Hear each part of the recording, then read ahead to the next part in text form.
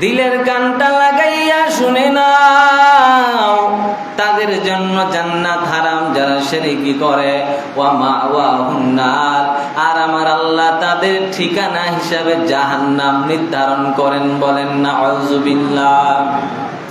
জাহান্নাম আরামের জায়গা নাকি হারামের জায়গা? এরে নবীর উম্মত, জাহান্নামের 1 সেকেন্ডের আযাব আমরা সইতে পারবো না রে ভাই। জাহান্নামের 1 সেকেন্ডের আযাব বান্দার পক্ষে সহ্য করা সম্ভব না। এবার রব্বুল আলামিন বললেন, ওয়া মাওয়াহুন নার, যারা শিরকি করবা তাদের জন্য জান্নাত হারাম, জাহান্নাম বরাদ্দ।